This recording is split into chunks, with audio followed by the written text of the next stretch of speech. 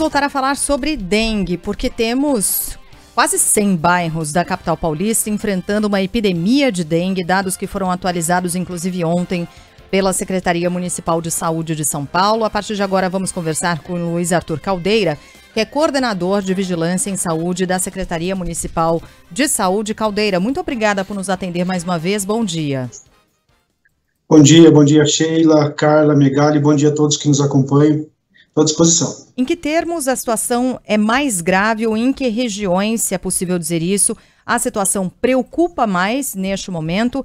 E como é que a gente está em relação à curva da dengue? Porque lembra que a gente falava, a gente ia entrar num platô e depois esses números começariam a cair? Já não chegou esse momento? Sim, Sheila, nós chegamos no platô. No entanto, esse platô é um platô ainda alto. Então, nas últimas 3 semanas aí do mês de abril, nós observamos que os números de casos novos por cada semana, eles não estavam mais dobrando em relação à semana anterior. Eles se mantiveram os mesmos números, cerca de 30 a 35 mil novos casos por semana. Isso caracteriza o platô de casos, né? Há uma estabilidade no número de casos novos. No entanto, como você bem apontou, nós estamos nesse platô ainda alto, né? Cerca de 30 a 35 mil novos casos por semana. Essa desaceleração de casos, para a gente poder inverter essa curva e começar a cair, a expectativa é que seja aí nas primeiras semanas do mês de maio. Primeiras semanas do mês de maio, então começa essa queda e a situação sob controle. Se é que a gente pode chamar assim, Caldeira, para quando, hein? Junho, será que também já é inverno, né? A gente tem uma menor proliferação do mosquito, enfim. Esse ano, Carla, o que nós observamos é que a transmissão da doença ela teve uma influência muito importante das condições climáticas, principalmente do fenômeno El Niño, que acabou colocando aí uma condição climática favorável à proliferação do mosquito no país todo, na América Latina como um todo, né? Então, nós observamos condições com altíssimas temperaturas, acima da média, desde o mês de novembro, dezembro, janeiro, essas altas temperaturas se mantêm, né? Inclusive até nesse momento, nessa semana, nós estamos com uma semana de onda de calor. Isso favoreceu demais o número de mosquitos e com isso a transmissão da doença em larga escala, não só aqui na cidade, como no estado e no país como em todo.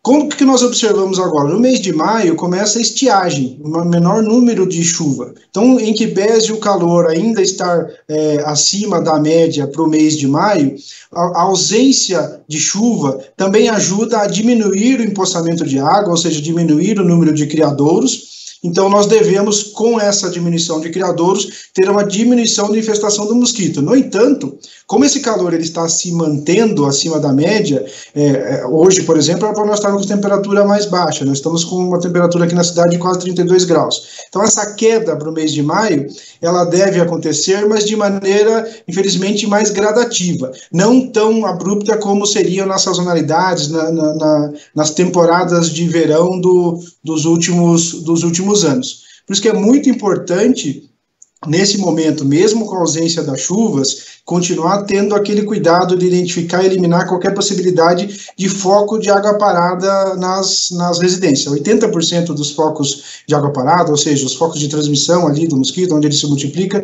estão dentro das residências. Então, independentemente de não estar chovendo agora, nós devemos intensificar a busca e a eliminação dos pontos de água parada para conseguir eliminar de vez o mosquito aí da cidade aqui, né?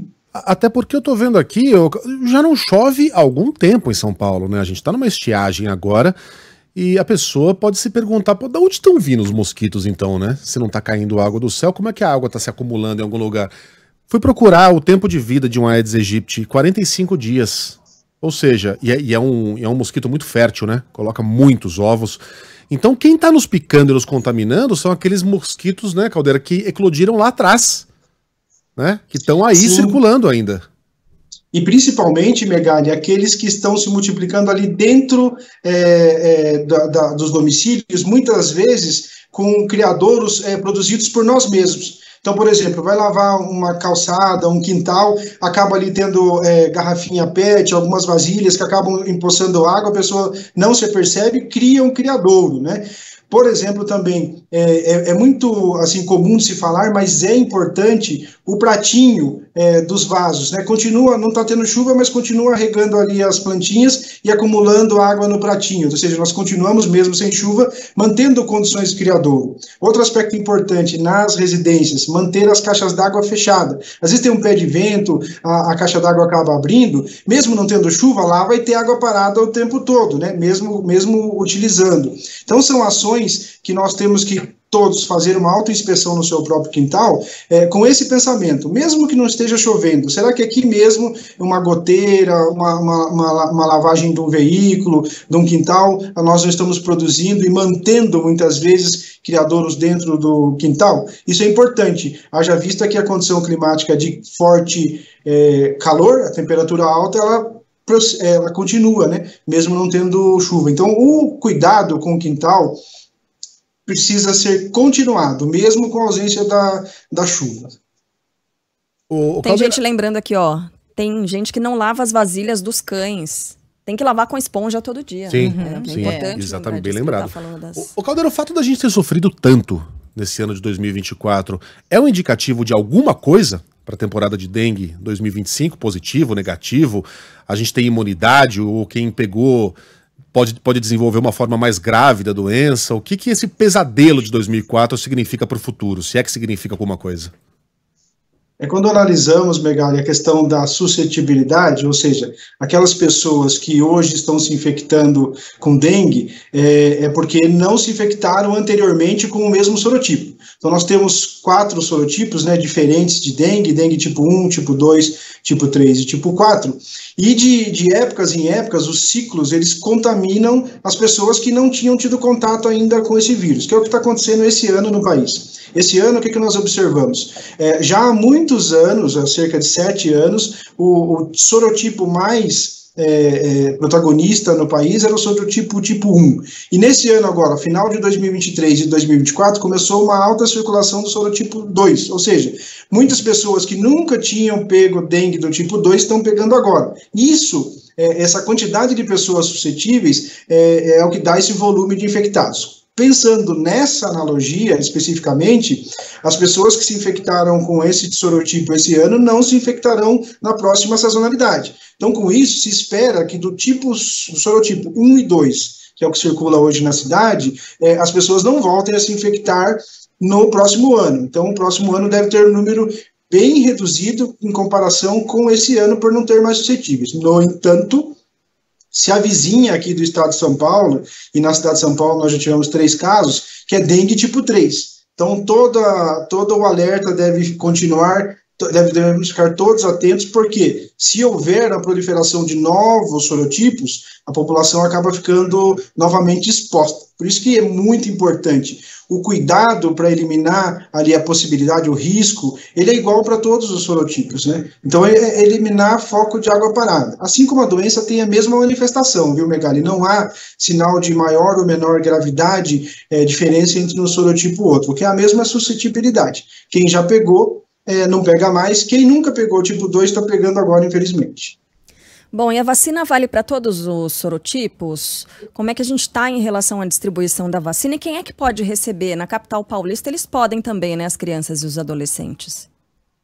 Sim, a vacina que está disponível pelo Ministério da Saúde e aqui na cidade de São Paulo está em todas as UBSs, para o público de 10 a 14 anos, ela abarca, sim, os 4 sorotipos, né? Ela tem já, de acordo com a bula, com o laboratório, maior eficiência, maior eficácia, justamente o sorotipo tipo 1 e tipo 2, que são os circulantes da cidade hoje, né? Hoje nós temos 60% das amostras de análises epidemiológicas que nós fazemos indicam sorotipo 1 na cidade e 40% sorotipo 2. Então, esse grupo está bastante coberto por essa vacinação e está disponível a todas as crianças e adolescentes de 10 a 14 anos que morem ou estudem na capital de São Paulo essa vacinação em todas as UBS. Quando nós observamos, até ontem, até a data de ontem, desde o dia 4, quando começou a vacinação aqui na cidade de São Paulo, já foram vacinados cerca de 122 mil crianças e adolescentes nessa faixa etária. Pouco ainda, né? É pouco? Assim... Qual era a meta? Tem um número? O público-alvo de 10 a 14 anos da cidade é cerca de 800 mil crianças e adolescentes. Então, nós estamos aí até o momento, com essas 122 mil doses aplicadas, chegando a 16, 17% do público-alvo. Nossa, ainda é muito baixo, muito pouco. Caramba. Agora, Caldeira, eu recebi aqui algumas mensagens de pessoas que suspeitam que estão com dengue, mas aí não querem buscar, num primeiro momento, correr lá para um hospital, para uma UBS, porque a situação tem sido crítica em UBSs e hospitais, com muita espera para atendimento, porque aí junta suspeita de dengue, suspeita os casos de gripe, de Covid, e a gente um pouco mais cedo tratou disso aqui, não é uma exclusividade de São Paulo não, tá? Porque outras capitais, Porto Alegre, Curitiba, enfrentando superlotação e muita demora para atendimento hospitalar. Qual é a recomendação para as pessoas? Algumas, inclusive, com dificuldade para conseguir testar, fazer o teste ali.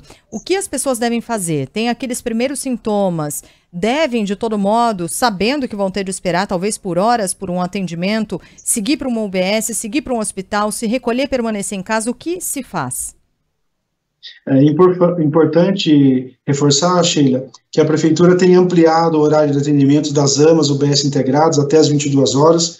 A Prefeitura de São Paulo está com 47 tendas montadas junto às unidades que mais atendem para justamente dar esse suporte. Houve aí uma contratação nessas últimas semanas de cerca de 2 mil profissionais para aumentar justamente a capacidade de atendimento nessas tendas. E a Prefeitura adquiriu no ano 2024 900 mil testes rápidos para dengue, que estão espalhados em toda a rede para justamente fazer esse diagnóstico o quanto antes, o mais precoce possível e tomar as medidas necessárias.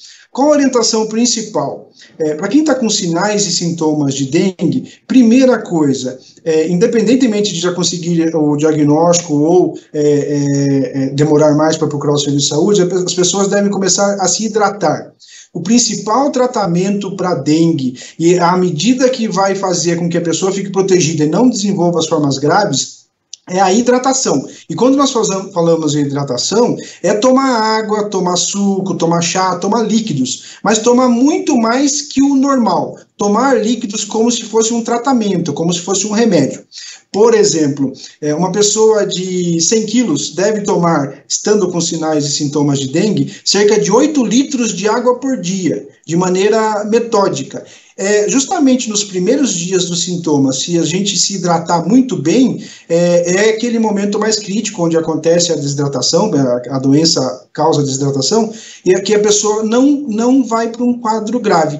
Quando nós observamos, infelizmente, o número de óbitos que já chegou aqui na cidade, quando as equipes de médicos sanitaristas e epidemiologistas vão analisar e fazer investigação desses óbitos, o que nós estamos observando no histórico dessas pessoas que infelizmente faleceram? Parte delas não fez a hidratação oral nos primeiros dias, ou seja, não tomou muito líquido conforme a prescrição médica nos primeiros dias da doença.